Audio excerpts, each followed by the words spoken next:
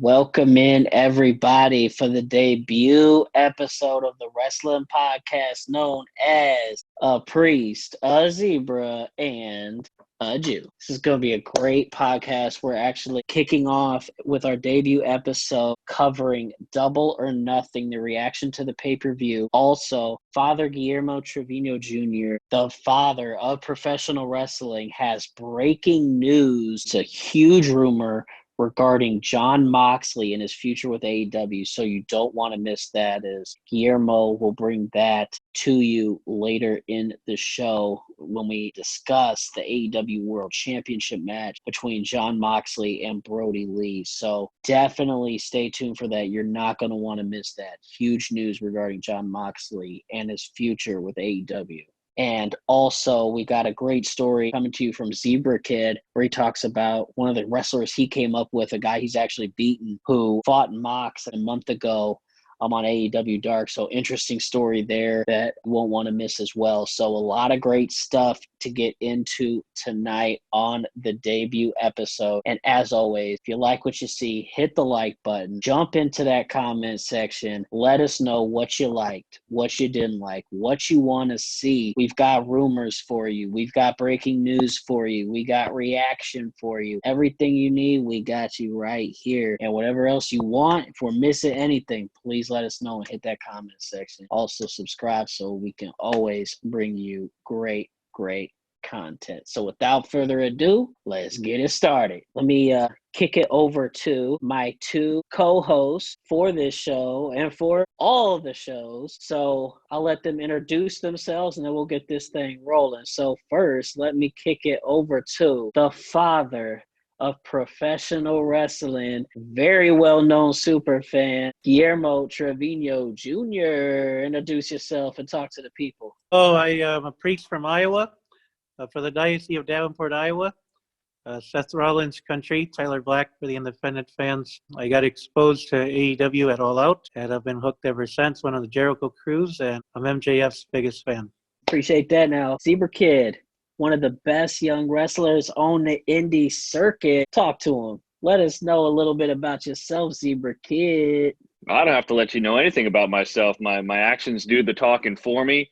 I just want to let everybody know that it's stripe season. This is the number one pound-for-pound professional wrestler walking the planet today. I'm going to be glad to give you some analysis and opinions, let you know my thoughts on the scene coming up. It sounds good. You know, it's stripe season and strap season when you're talking to the Zebra Kid. So AEW kicked things off last night with a kickoff show. It was about a half hour long leading into Double or Nothing. And they had one match on the kickoff show, and it was Private Party versus Best Friends. It was a number one contenders match for the AEW Tag Team Championships. And watching this match, it was pretty interesting. You know, there were a couple mishaps during the match, you know, a couple of botches, if you will, which, you know, you kind of expect when a lot of these guys haven't wrestled in several months because of course, COVID, and you know, they're trying to shake off a little of that ring rust. But all in all, I thought it was a solid match. And obviously also you don't have a crowd to feed off of, which plays a role in it as well. But ultimately, Best Friends won the match with their finisher. Match lasted 15 minutes and 12 seconds unofficially. The father of professional wrestling, super fan himself.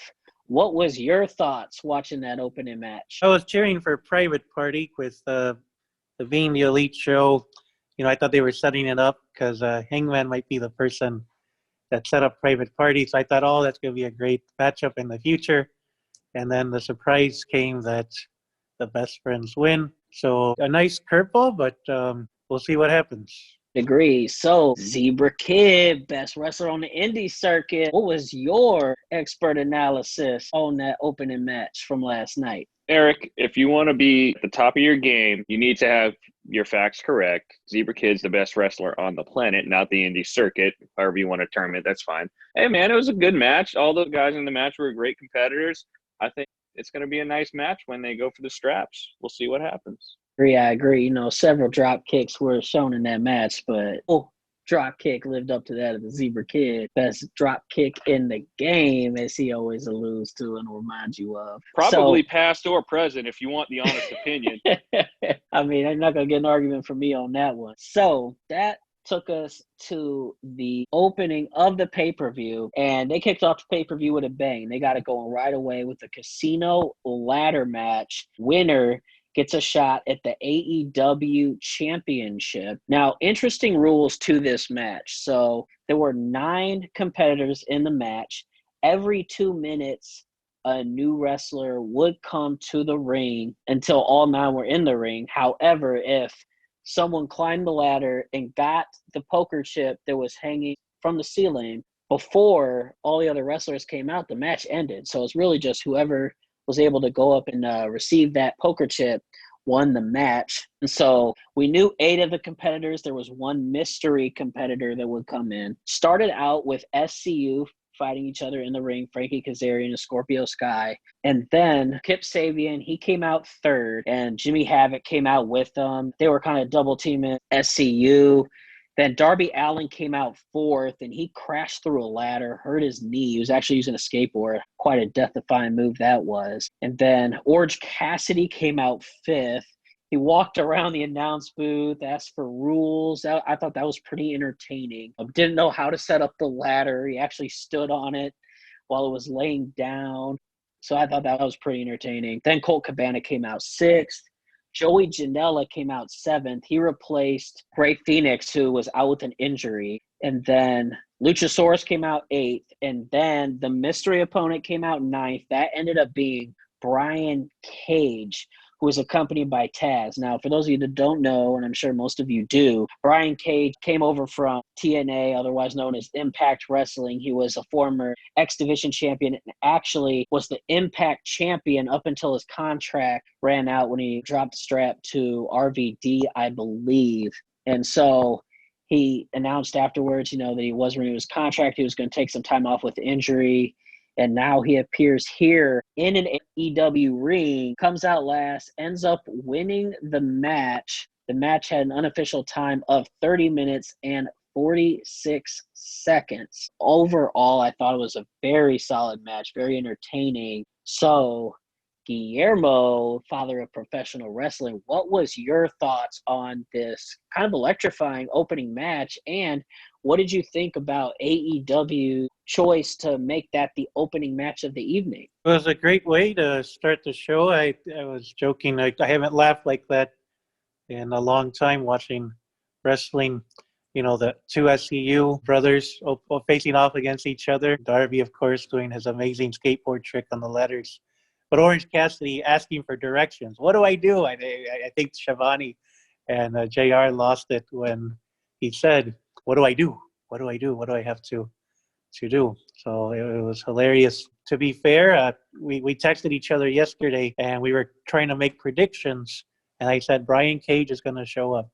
So I called that. Of course, there was no secret. A lot of people knew, but I told Zebra Kid and Eric yesterday. So bragging rights for me. 1 and then 0 for now. Brian Cage, I have no problem with him debuting. He's obviously a beast. Taz is going to help him. But his first ever match to be the number 1 contender immediately before the show, Eric and I were talking, this is kind of the AEW, the stereotype for the other company, a big, strong guy. And, if he becomes champion, again, well, he's very talented and everything else. And maybe a future champion for his first match to be number 1 contender.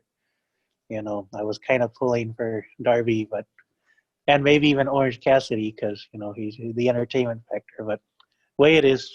I totally agree. And actually, I was going to kind of let the people know that I did a great job calling that. You saw some rumors out there. You always seem to know the rumors before everybody else. I guess it pays to be the super fan. Zebra Kid, no stranger to death-defying matches and ladder matches in your own right. What did you think watching these high flyers out there? And what did you think of the Brian Cage debut, making a statement on his opening night? I mean, you got to take your hat off to the guy. There's no question about it. He was on the big stage and he came out on top.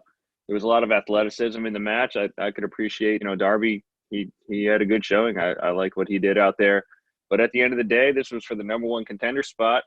This guy comes into the company and his second match maybe is going to be against a top dog. I think he's going to get the piss beat out of him. But, hey, the guy's got an opportunity. Yeah, I thought it was a great match. Ended up being 30 minutes, as I mentioned. And then That leads us into match 3. Zebra Kid just alluded to, he's more of an old school wrestler. This had somewhat of an old school feel to it. That is MJF versus Jungle Boy. Set for a 20-minute time limit, MJF won. Unofficial time of the match was 17 minutes and 25 seconds. MJF won on a modified roll-up. But I thought it was a great old school match with kind of a new school flair to it. You saw a little bit of the, high flying from Jungle Boy, but I thought they told a good story in that match. I liked kind of going tit for tat there, and you see at one point, trading slaps in the ring and then trading kip-ups and little trash talk back and forth. So I didn't have the highest expectations for this match, but it definitely exceeded my expectations. MJF ended up getting the win, and he remains undefeated in AEW. And now this is why I want to kick it over to both of you guys. I will start with Guillermo, but for a couple guys who have history with MJF, you specifically, Guillermo, you have gotten into actual Twitter back and forth with MJF. In fact, it went viral. I remember.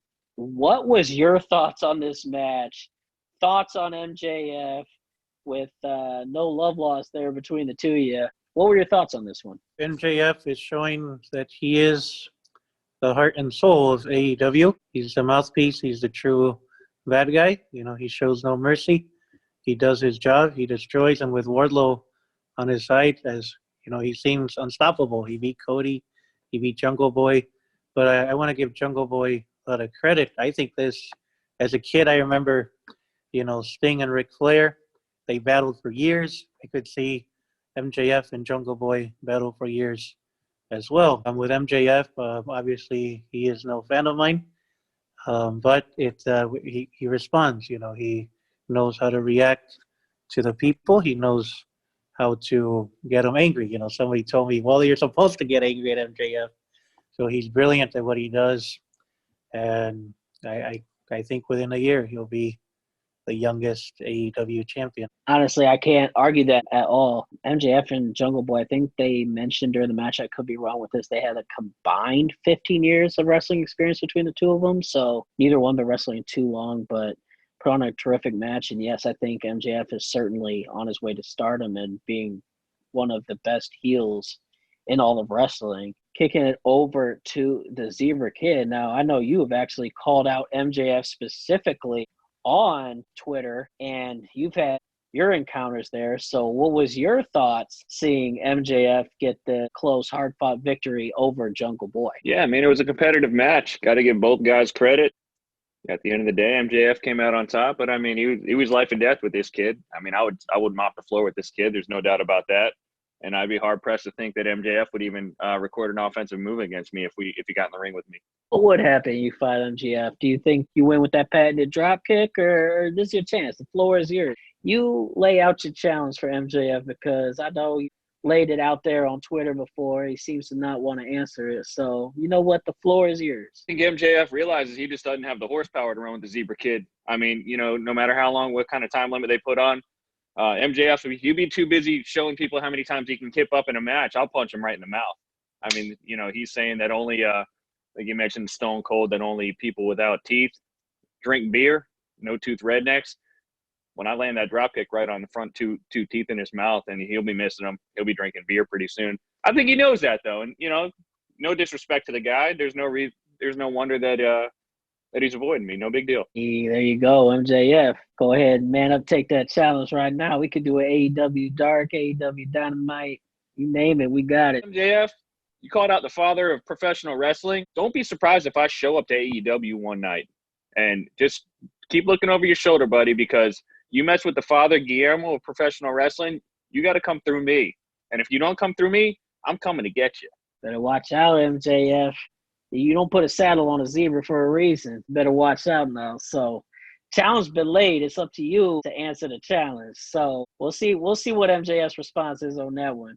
Moving on to the fourth match overall of the evening, third of the pay-per-view card, and that was the American Nightmare, Cody Rhodes versus Lance Archer for the TNT World Championship and the inaugural TNT World Champion. Obviously, the build-up for this match actually started before even Corona hit.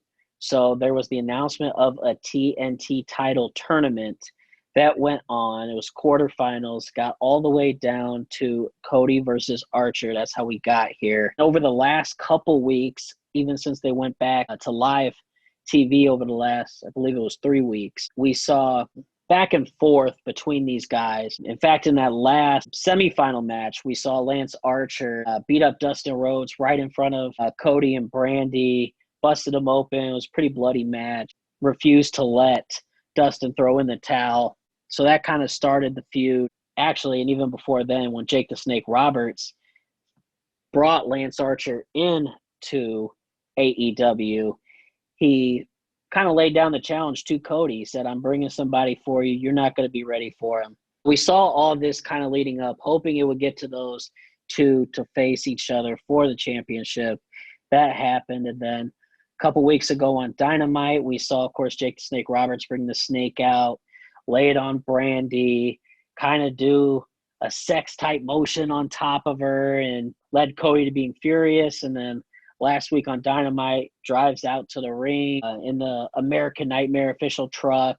You saw him out there fighting. Then we saw a face-to-face altercation between Arn Anderson and Jake the Snake Roberts as well on that Dynamite. All the hype up this match, and I thought it was a good match. Archer hit his finishing move in the first few seconds of the match, but Cody was able to roll out of the ring. At one point, Cody hit Archer with a DDT in front of Jake the Snake Roberts, talked a little trash to him. Archer then hit Cody with a spine buster, right in front of Arn Anderson, kind of talked trash to him. I thought that was kind of cool. And then we saw Cody hit Archer with a bionic elbow, shades of his dad, and then hit him with Dustin Rhodes' finisher, shades of his brother, obviously, and then hit his finisher, but Archer kicked out of that. And then we saw Arn Anderson get tossed out by Mike Tyson for interfering in the match, as well as Jake Snake Roberts. And then Jake Snake Roberts tried to bring a snake into the ring. Mike Tyson cut him off. Of course, Jake Snake Roberts kind of backed down. And then Cody was able to use that distraction, hit 2 crossroads, which is his finisher, was able to win the match. Official time of the match was 21 minutes and 9 seconds. So, Guillermo, what was your thoughts watching this match? It was an okay match. I wanted to show I made my own TNT title in honor of what we had. I made it while we were speaking. So, they should have just been honest. That belt is hideous. I know everything going on right now, but honesty, we're very forgiving. JR makes mistakes, but we forgive him. He's very honest. He said TNA yesterday on the air. He says, I'm going to get fired, but that's what I love about him, his honesty. So AEW should have been honest. Just said, folks, we're working on it. Here's a copy of the final design, but with everything, we'd understand. We're a very forgiving society, and just do it from there. The match, it was okay. I think I was a little disappointed. I've seen Lance Archer at War Wrestling, a local independent promotion in the Chicago area, and I've seen him for New Japan, his match with Moxley. So I was a little disappointed in Archer, but it's kind of how it is. So, but Cody won, and I think so his joy was authentic, it was real, and so we go from there. But again, the belt, that's what everybody's talking about, and unfortunately it's not the publicity AEW was wanting. Yeah, I agree, and that's what I was going to kind of mention as well. Now, what the actual belt is going to look like has been since released because of that, and I like the way it's supposed to look. So maybe if they had that image kind of before the match, or like you mentioned, just kind of waited until the belt was done to actually present it to him, you could have kind of done an unveiling in the middle of the ring on Dynamite, if you will. That could have sufficed as well. Probably would have been a better way to do it. But nonetheless, we saw that temporary belt until the official belt is released. But before I kick it over to Zebra Kid for his opinion on the match, I just want to say hit the like button, hit the comment section. Tell us what you like. Tell us what you didn't like. Tell us what you want to see. This is your wrestling show, fans. This is what we're bringing this to you. We're bringing you a super fan point of view, someone who always around every event. You know, he's there in person. He's enjoying it up close and personal, knows a lot of the people on the wrestling side. And then we have the actual wrestler himself, the Zebra Kid. So we got these great minds here. Pick their brain. Drop in that comment section. Let us know your thoughts, your comments, your concerns. What do you want to see from us? And, of course, subscribe to Stat Quote Sports so we can bring you this great content all the time. Zebra Kid, obviously, as we've mentioned on the first part of the show, what were your thoughts about this match? What did you like? What didn't you like? And just what were your thoughts on the match overall? I did. I enjoyed the match. I appreciate little stuff like you mentioned. Archer hit his finisher, in the first 10 seconds of the match.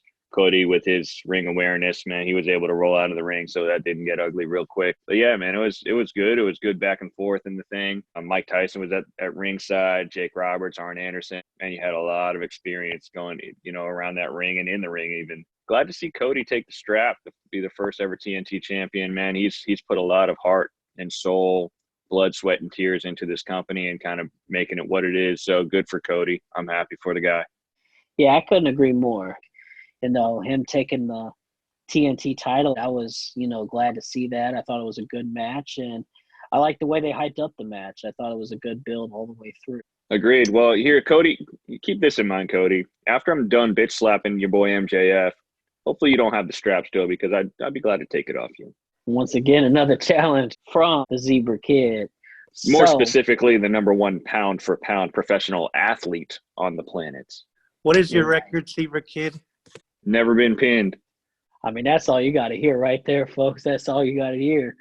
So after the Cody Lance Archer match, we jumped into match 5. Now, this was Penelope Ford versus Chris Statlander. Now, this was supposed to be Britt Baker versus Chris Statlander. They had kind of started hyping this match last week on AEW Dynamite when there was a 4-way match in the ring, and Britt Baker and Chris Statlander got into it outside of the ring. After the conclusion of the match, they kept going at it.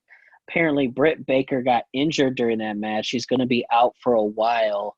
I was talking to the father of professional wrestling, Guillermo, a little earlier about this. He heard, I believe, and he can correct me if I'm wrong, might be a torn ACL. Either way, she suffered a bad injury. Now, they did announce yesterday on the show that Britt Baker will be on Dynamite this Wednesday to address her injury, kind of announced when she will be able to come back to the ring. So it was kind of a last-second match where they threw Penelope Ford in there. I thought, considering it was last-second match, I thought it was a solid match. It lasted 8 minutes and 9 seconds. Chris Statlander used her finisher to win. So, Guillermo, I'll pass it over to you. What was it you kind of heard through the rumor mill? What are you hearing about the Britt Baker injury, and what were your thoughts on the last-second match there? The online reports, again, nothing confirmed. We'll have to wait till Wednesday to get the actual figures, but that it's very serious and she could be out for a year, which obviously, as amazing as Dr. Britt Baker has been, it's a huge setback for the women's division. But sometimes in wrestling, one person's misfortune and another person's opportunity. And Penelope Ford, an amazing athlete, that it was, and she took advantage of. She's lost, but, I see great things for her. And, of course, Chris Statlander, I think, becomes the number 1 contender from this match. Who would have won with Britt Baker, and Chris Statlander is to be debated. But, they made the most of it with short notice. That's what a wrestler has to do. Zebra Kid will tell you, he's ready to wrestle at any time. And so we hope for the best for Dr. Britt Baker. We're praying for her, and we pray for all the wrestlers. Very, very well said. So, yeah, let me kick it over to Zebra Kid. Let me ask you now, as a wrestler, correct me if I'm wrong, I think you've been pretty blessed to where you haven't suffered any serious injuries in the ring, knock on wood. What is your mindset if you're, Dr. Britt Baker, you're kind of faced with some bad news like that? What are you thinking in that situation? And also, on the flip side, what are you, thinking as if you're, Penelope Ford, last-second match, as Guillermo kind of alluded to, you always kind of got to be ready, and you're kind of used to that, always ready to go. But what are your thoughts on? I mean, it's unfortunate what happened to her. It's part of the territory, though. Once you step in the ring, you hate to say it, there's risk of injury, even risk of death every time you step through the ropes. So, people that have never done it, to me, I personally, I got a lot of respect for anyone who does do it. And it's part of the territory. You hope you never get hit by that bug, but hopefully she recovers well and gets back in the ring and up to running 100% as soon as she can. Couldn't agree more. Very well said by both of you. So now moving on, that was match 5. Next up, 6th match of 9 on the card was Shawn Spears versus Dustin Rhodes. Now, some of you actually might remember Shawn Spears. He was the perfect 10, Ty Dillinger on WWE. Left WWE, didn't feel like he was quite being utilized the right way. Match was unofficially lasted 4 minutes and 9 seconds. It started when Shawn Spears came out in a suit, and he ended up playing Dustin Rhodes' music, assuming that Dustin Rhodes wasn't there, that he was still injured from the Lance Archer semifinal match of the TNT tournament. And he asked the official to ring the bell after he played Dustin Rhodes' music, saying, you know what, he's supposed to be here, now count to 10 so I can win this match. And then Dustin Rhodes attacks him from behind while official was counting, and the bell had already been rung. And Dustin Rhodes then proceeds to strip Shawn Spears down to his underwear, where we saw a Tully Blanchard picture on the face of his crotch on his underwear. Very interesting there. And then Dustin Rhodes ended up hitting Shawn Spears with his finisher, won the match, as I mentioned, was just 4 minutes and 9 seconds. And Guillermo, you and I were talking about this a little earlier. Shawn Spears came to AEW looking to be a little better utilized, and this seemed to be kind of like an embarrassment match here in a way. What were your thoughts watching this match? What do you think the rationale of AEW in this decision? I don't think there is a good rationale for this. Obviously, there's humor in wrestling, and I'm sure that's what it was intended. But, I think of the posters, if you see Shawn Spears on the posters in the beginning a year ago, he was there, but the latest Double or Nothing poster you can see in my background, he's not in it. He wasn't even supposed to have a match.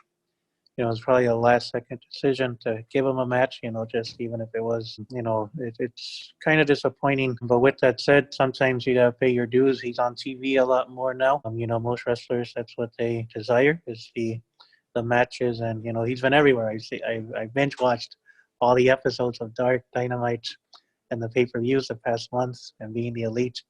It took almost a month to see them all, but I have his theme song memorized because he was literally, at least in the Dark Dynamites and even the pay-per-views, he's been featured just about everywhere. So in some ways he's getting the publicity, but he's a lot better than this, more talented than this. And hopefully, he gets better opportunities. I got to agree with you. And I think the pushback of that is kind of, you were saying that he had been utilized obviously more on AEW than he was in WWE. I liked what they had him doing actually during those recordings during COVID where, he was out there kind of gambling with MJF. I thought that was all very entertaining stuff. So maybe this was just a one-time thing where it was kind of just like a little embarrassment match. I think hopefully he bounces back. Certainly a good talent, and would like to see him, continue to be utilized. Certainly a little better maybe, but those overall I thought it was kind of funny. It'll be interesting to see the reasoning behind the Tully Blanchard on the cross, see if that gets addressed at all on Dynamite this coming Wednesday. So we'll see there. But Zebra Kid, what were your thoughts watching this and seeing Shawn Spears out there fighting Dustin Rhodes in his draws? Well, first I had to get my eyes off Brandy. Once I did, I thought I was watching old Gold Dust when he was giving spankings in the ring to other dudes. The Tully thing was pretty funny. Shawn Spears, hey man, if he ends up being a jabroni, that's not the worst thing in the world, is it? Some people have different levels of expectations for themselves, and who knows what this guy, where he's at mentally. I'm assuming, though, he's certainly no match for the Zebra Kid. I think we both know the answer to that question, Eric. I think we do. First of all, it's a real difficult task for no matter who you get, no matter what level of talent. The Zebra Kid's got the father of professional wrestling in his corner. I mean, you're bringing the Catholic diocese with the Zebra Kid's talent. Good fucking luck beating that, buddy. We have literally seen, and I should have mentioned this earlier when we were talking about Lance Archer. We've literally seen the father of professional wrestling give a blessing to Brian Pillman Jr. mid-match in his contest against Lance Archer. Speaking of which, actually, Guillermo, you could jump in on that. In case people didn't know, what was the result of that match, and how did that blessing come about? Tell that story if you don't mind. So, Lance Archer was pretty much destroying Brian Pillman Jr., and he came by me, and so I said, "Can I give you a blessing?" He said, "Yes." I gave him a blessing. He goes back into the ring. Lance Archer destroys him some more, and Lance Archer wins. And somebody said it didn't help, but I said, "Well, he didn't die because Lance Archer, everybody dies." And so then Lance Archer on Twitter said, "It was you." And now in Warrior Wrestling, again, independent promotion, which raises money for scholarships at a Catholic high school in the Chicago area. Check them out. They have some amazing talent that comes to their shows. But Brian Pillman is a champion now. So I responded to that guy and said, "See, the blessing worked." Oh, that's awesome. I love hearing stories like that. So match 7 on the card here was a match that I was actually very impressed with. I didn't know what to expect going in. There had been some serious buildup for it. I am talking about the AEW Women's Championship match between Nyla Rose, the champion, defending against Hikaru Shida in a no disqualification match. Hikaru Shida ended up winning. The match was 16 minutes and 34 seconds unofficially. Fought outside of the ring quite a bit. Shida actually was put through a poker table by Nyla Rose. They got back into the ring. Shida was eventually put through a table via a running power bomb, but kicked out. Then Hikaru Shida put Nyla Rose up on the top turnbuckle, actually hit her with a Falcon's arrow off the top rope. Was great maneuver there. But Rose kicked out. Hikaru Shida then hit Rose in the head with a really good kendo stick shot. Actually saw the kendo stick kind of break on that impact. That was pretty cool. And then hit Nyla Rose with a running knee strike to win and become the new AEW Women's Champion. And I thought that was quite special, especially in a week where we tragically lost Ana Kimura, who passed away this week, a big wrestler over in Japan. Our thoughts and prayers are with her family and her fans as they mourn. But I thought this was kind of a beautiful moment there. Hikaru Shida, rather, at the end of that match, you saw that emotion when she won the title. Definitely saw some tears flow. That was pure real, just a pure moment in general. And I thought it was a solid match. I thought it was well done, and I thought it was a good story. AEW did do a good job kind of building it up. We saw Shida winning a lot of matches and then some interaction between her and Nyla Rose leading up to this match. So, Guillermo, what were your thoughts watching this match? Did you like it? Did you not like it? What were your thoughts? What did you see? It was a lot of fun. They went back and forth, and as you mentioned, it was a very genuine match. Shida, very talented in her country. She's an actress. One of the episodes of The Road to Double or Nothing showed her play the piano even. So again, a woman of many talents. But I think, again, probably her most beautiful talent is her love for her fellow wrestlers. And again, the loss of the wrestler this past week. I want to bring up an issue. I know, brand new show. We're brand new at this. I'm a pre-Fever kid, of course, is a wrestler, and Eric. But cyberbullying, please, we might disagree. Maybe my rumors are going to be wrong. I've told Eric 100 rumors. One maybe is right, so it's like a dartboard. So please, with the cyberbullying, please be kind, please be gentle. We're human beings. Not everybody's like Fever Kid and can beat you up. Eric and I are not that tough. But please be respectful. While we might disagree on ideas and everything else, we can still love and respect each other. Very well said. I completely agree. Although I do think I'm a little tough. Now, Zebra Kid, what did you think of that match? Nyla Rose against Hikaru Shida. What were your thoughts from a wrestling standpoint? I liked the match. Now, I know AEW, they've kind of been catching some slack for their women's division. I thought this was very well done, and I like Sheeta. I think she's a good champion. What were your thoughts watching? Derek, you are a hell of a tough guy. Don't let anyone tell you any different. Second, if you are someone out there that does cyberbullying and participates in that kind of activity, I will come and find you and wring your freaking neck. Cut it out. Now onto the match. I was very happy, man. Hikaru, man, so glad that she was able to dig down deep, do this for her home country of Japan after all the tragedy that happened. It was a beautiful thing. Nyla made her work like freaking hell to get the title, which was amazing to see too. It was a great match, man. I was happy the way it played out during the match, and even happier for the result. So I'm glad. I think she's going to be a great champion. I couldn't agree more with either one of you, actually. I think there's two things we can learn from that. One, it was a great match, great story. And two, and most importantly, cyberbullying, not cool at all. Seriously, guys, just, don't let the Twitter fingers, get to that point. It's a serious issue, and, just let's all be kind to one another. Now, moving on to the double main events, the last two matches of the evening, match 8 and match 9, they started with the AEW World Championship match. This was Jon Moxley, the champion, defending against Brodie Lee. Now, Brodie Lee came out with the strap. Why? Because he had stolen it from Moxley. I believe it was a week or two prior. They only had a couple of weeks to build this match, basically ever since the live shows came back. But I thought they did a good job building it just in those few weeks. And I thought it was a very good match. They fought outside of the ring. We saw Moxley put Brodie Lee through the entrance ramp with a paradigm shift. I did not see that coming. Now, there were roughly 2 steps going up, and they were on the top step, and he gave him the paradigm shift off of those 2 steps, and they went straight through the entrance ramp, kind of fell to the bottom. Took a while for both of them to emerge. Moxley eventually crawled out into the ring.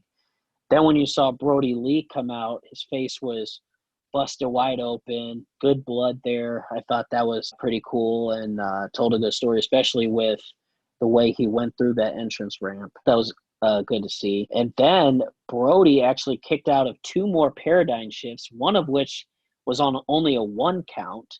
And then Moxley won via a chokeout. Match time was 15 minutes and 29 seconds as Jon Moxley retained the AEW championship and got his title back. So, Guillermo, I want to kick it over to you. What were your thoughts on this match? And secondly, what was the rumor you heard from the same source you heard Brian Cage coming to AEW, which was also correct? What breaking news and what rumor is out there regarding AEW World Champion Jon Moxley? Again, in seminary we call it SIN, Seminary Information Network, so it's speculation. But the rumor is that Jon Moxley wants to wrestle in Japan and wants to wrestle full-time, and supposedly there's an out in his contract for AEW. So don't be surprised if soon he loses the belt.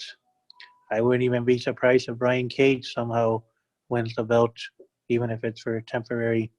But just, I think, of course, with COVID, everything has slowed down. But I think Mox, he loves the violence. He loves those extreme matches. And I think he wants to wrestle those Japanese death matches, go all out, because that's what he loves the most. If you notice the match with Kenny Omega, of course, not only did he do really good, but he had fun, and I think that is his style, his first love. And so again, it's all just speculation. Maybe in AEW, he'll have some more matches like that. But it seems like he could be on his way out, but we'll see. I mean, he's a champion. He got to do some extreme stuff even in the match, so that was fun to watch. But I want to bring up an issue. This happens when there's promotions, triple main event, double main event. Let's be honest, there's one main event. And the main event was the match that followed this. This match, of course, they gave it their all. Brodie Lee exceeded my personal expectations. I wasn't sure how he'd do. This was his first legitimate match. The first ones were all not as big. Of course, they were just to build them up, and now I see Brodie Lee having a wonderful future. He showed his leadership talents and abilities. And of course, taking that blow, with all that blood and everything, to continue and fight and not give up. You got to give Brodie Lee credit. But again, we'll see if it's true or not. If I'm wrong, we're human, we're wrong. But I would not be surprised if it's nothing, I think, against AEW. He just likes those extreme matches, and we'll see what happens. Thank you for that. And as always, we're going to bring you breaking news and the rumor mill to you so you can stay in touch and up to date with everything going on in professional wrestling. Now, Zebra Kid, what were your thoughts from a wrestling standpoint watching this AEW World Championship match between Moxley and Brodie Lee? What did you like? What didn't you like? What were your thoughts on the violence shown in this match? I like the fact that there was a lot of give and take. Brodie's a tough son of a bitch. He got up and after he was giving that big move through the entrance. I didn't expect him to go on after that, so I was pretty impressed by that. And Mox, he is what he is, man. So props to Brodie, because when the bullets were flying in this match, he was able to stand up to the test and give basically just as much as he took. At the end of the day, Moxley's a champ. He left as a champ. We'll see who his next. We'll see if he has to defend the strap before he gets in the ring with Cage. We'll see how it goes. Actually, going to the rumor too, let me ask your opinion from a wrestling standpoint. Obviously, he signed a big-time deal with AEW. Now, I wouldn't know anywhere close to what the dollar amount would be in Japan, if it would be, less, more, whatever. But is that kind of your thought process as well, to where is it the old saying, as Jim Ross said, it was always about the two C's, the cash and the creative, or as Booker T famously would say, it's all about championships and the checks. In Moxley's case here, he wants, he wants those death matches, and if AEW can't provide, he's going to go to New Japan or somewhere in Japan for it. As a wrestler, share your insight on that. Is it more about the kind of match style that you want to see? Is it more about, what kind of matches you have? Is it more about the money, the titles, the opportunity? What is it? What's your thought process on where you would want to go? And would you do something like, if you made it to the top of AEW, would you turn down the championship to go to New Japan and wrestle a style that's more kind of your style, so to speak? What are your thoughts? Mox, his whole career, he thought he was underutilized in WWE. He comes to AEW, gets a chance to be the top dog. He capitalized on that opportunity. They seem to be letting him be more who he wants to be than the other big-time company. Hey, if he wants to go to Japan, more power to the guy. I think Mox, he's respectful to the business enough where he'd go out on his back. And, if that's the case and he wanted to move on, then I'm sure they'd respect that. I have no idea what the guy's contract looks like, what the black and white looks like on there.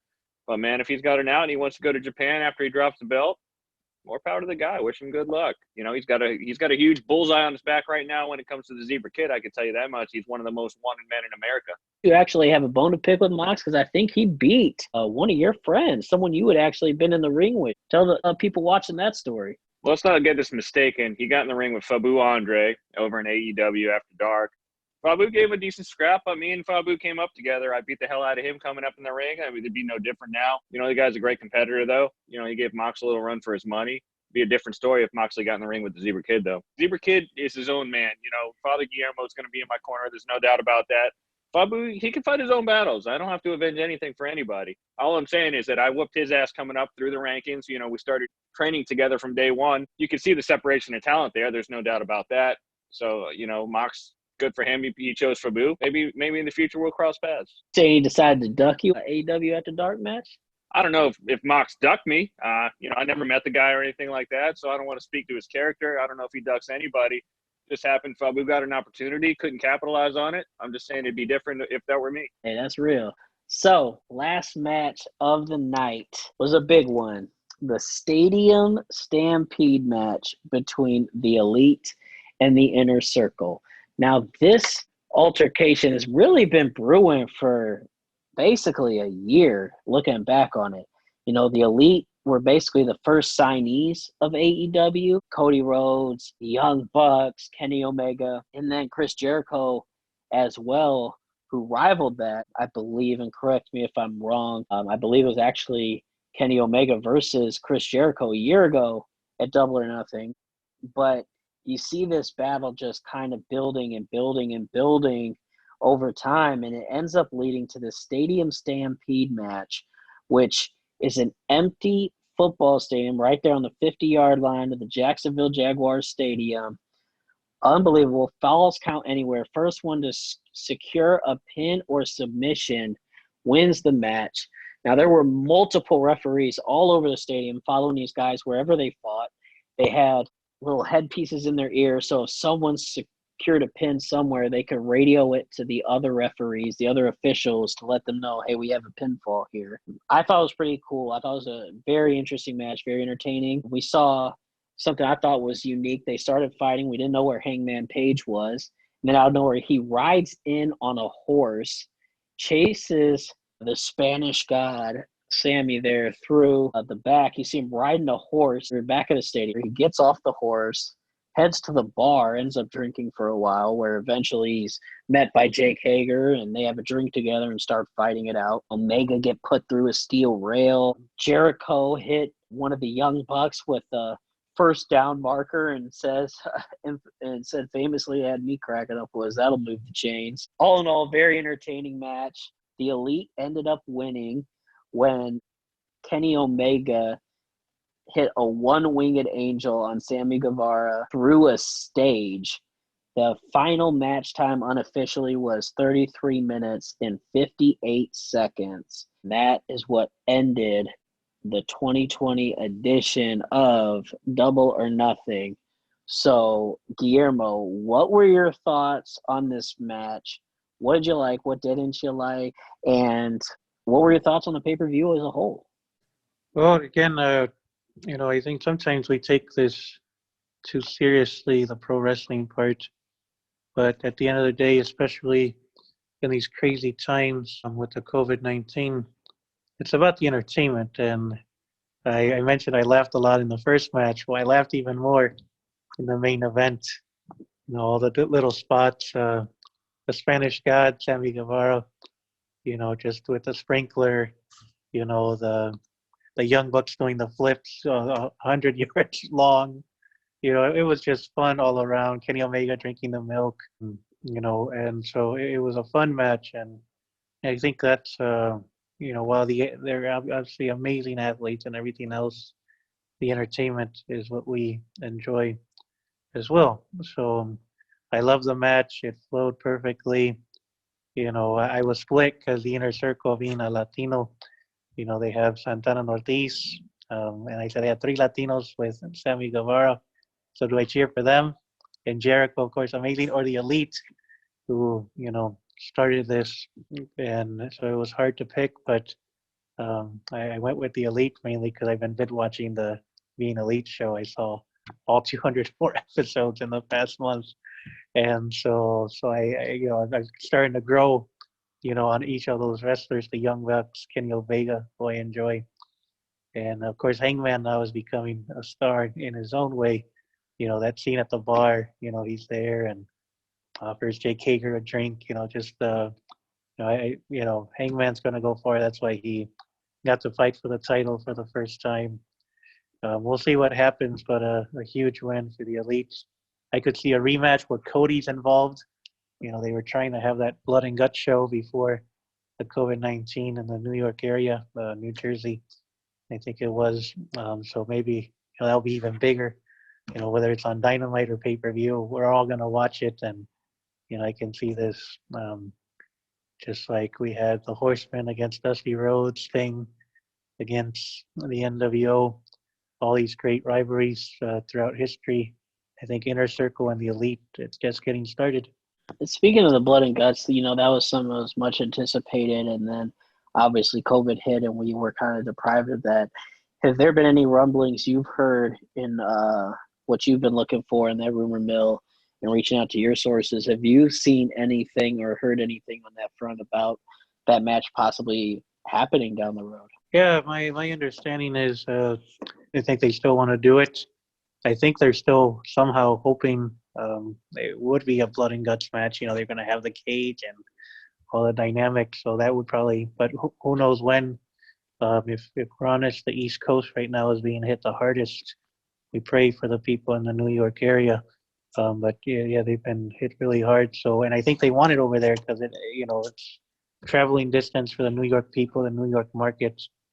My understanding, because they were trying to get it at Madison Square Garden or, one of the New York city stadiums, but Vince has that kind of monopoly and wasn't going to allow it. So East Rutherford, New Jersey was the closest he could get to that area, the Prudential Center or Newark. I think is where they're going to have it. I don't, forgive me for my geography, but regardless, they're going to have that match. Who knows when it'll be, because we're still in a very serious time, but it's going to sell out. If it's Dynamite, maybe I'll travel there. If it's a pay-per-view, I might even go there. I've flown to New York for WrestleMania. I love New York. I pray for the New York people. They're wonderful. They're a lot of fun. And whenever this match happens, I think we'll have it. Good to hear. Good to hear. And Zebra Kid, what were your thoughts watching the Stadium Stampede match? Have you been a part of any kind of match in the ring, outside of the ring, even remotely close to this? And what is your thought process if you're one of those guys competing in a match like this? No, I've never wrestled in a ring that was on a football field in a professional football arena like that. So I can't speak to having goalposts and having footballs thrown at me and stuff like that, or getting into a fight at the club bar. A couple of things stood out. I was entertained by the match. I thought each competitor, gave their all in there. Except Page, I kind of didn't like that he pussyfooted around for the first 20 minutes of the match. You had a lot of people paying good money to see you see your talents there. So man up, wrestle from the first minute and kind of get it on and see what happens. Let the best man win. The Young Bucks, both of them, each guy, man, had a great high risk maneuver. One was off the goalpost where he did the backflip.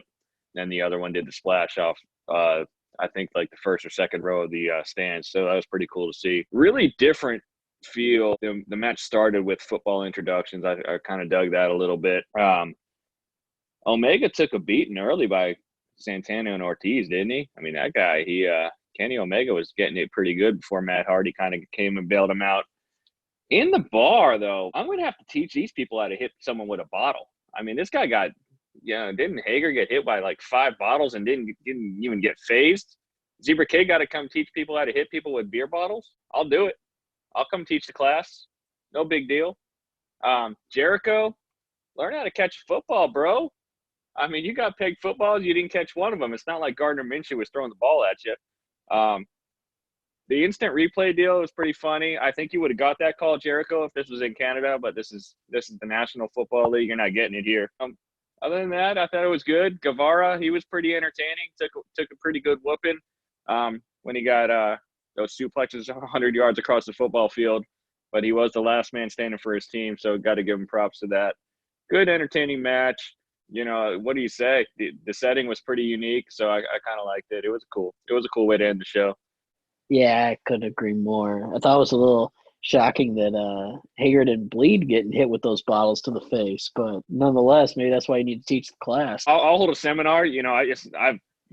From personal experience, I've knocked someone out with a beer bottle before, so it's old hat for the Zebra Kid. I can come and show you how to where you need to connect. No big deal. That is that. Great first show, fellas. I'm going to pass around you guys for your last thoughts overall on the pay-per-view as a whole. Starting with you, Guillermo, what was your thoughts overall of Double or Nothing 2020? Did you like how the pay-per-view flowed? Did you like the matches as a whole? Entertained? If you had to rate it on a scale of 1 to 10, what would it be? So your thoughts, Guillermo. I give it a 9.9. It was a lot of fun, a lot to watch. It flowed great. I mean, given the, everything happening, it's as best it could have been. I don't give it a 10 because, again, the crowd, they thrive off that. I think it would have been even better. Meltzer always goes over, gives his 6-star rating, 7 stars out of 5. We probably could have gave it an 11 or 12 with the crowd. So we look forward to the day when wrestling fans can come back, because they are so important as well. But until then, they made the most of it. It was a lot of fun. I mentioned that a couple of times. I'll say it one more time. That's what we're here for. We're here to smile. We're here to laugh. and this Double or Nothing event. I've been to several wrestling events. I have the network for the other guys, but I've never ever paid for a pay-per-view before in my life. But this one, I was so hyped, the build-up and everything, and it was worth the money. If you haven't, I encourage you to order the replay because you know the results, so you know it was awesome. And it, I was not disappointed. It exceeded all my expectations. And let's just hope, we pray for the situation we're going through right now with the COVID-19. We pray for the best, and we hope to get back the fans so that we can have these amazing shows even better. Great stuff. Great stuff. Couldn't agree more. What do you anticipate seeing on Dynamite, if anything, is maybe a fallout from this Double or Nothing? Well, they said Mike Tyson's going to be there on Wednesday. And AEW does a good job announcing what's going to happen. So I'm sure Cody might even have a TV title match already, just have the, like the old television title matches on Nitro and NWA, which is still around and a fun show to watch.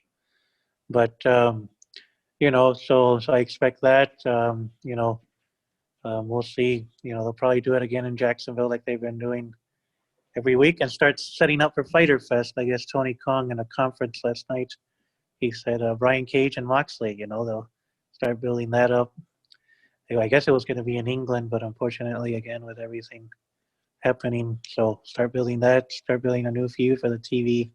I'm a big MJF guy, so maybe we get MJF Cody 2 for the TV title, TNT title. I keep calling it TV title. Maybe start a Statlander feud with Hikaru Shida. It'll be interesting with two faces, but she with her Statlander's win, in a sense, she's the number one contender, and we will get the news for Dr. Baker. Hope for the best. We pray for her. She's a strong woman, so whatever they tell her, I'm sure she'll fight every step of the way, and hopefully it's a shorter process. Well said. So, Zebra Kid, your thoughts as a wrestler watching this Double or Nothing pay-per-view?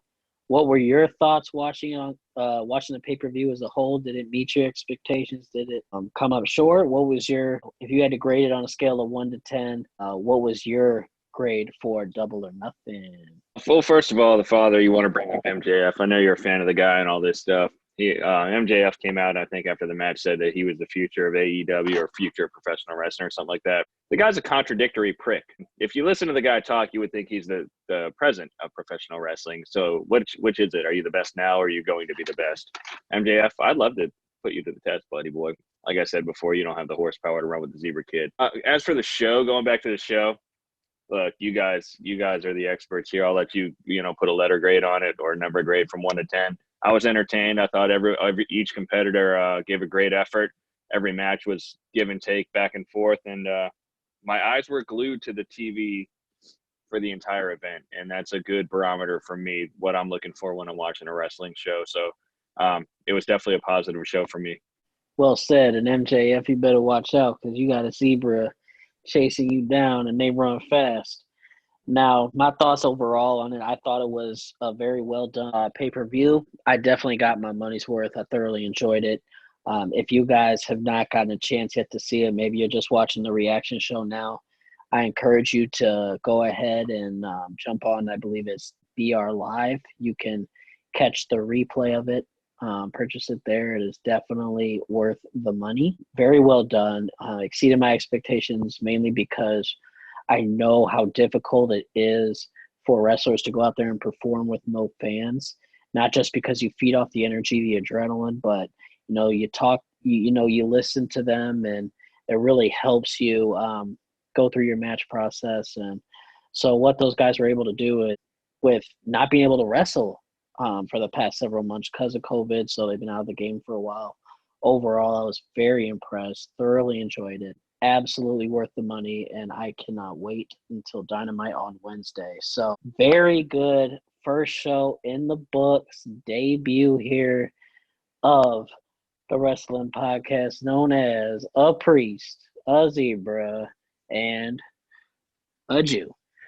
So thank you guys for joining me tonight. And as always, if you liked what you saw, hit the like button, subscribe. Most importantly, hit the comment section. Tell us what you like. Tell us what you didn't like. What do you want us to bring to you going forward? Thank you, Guillermo, for bringing the Jon Moxley rumor and bringing the information you have.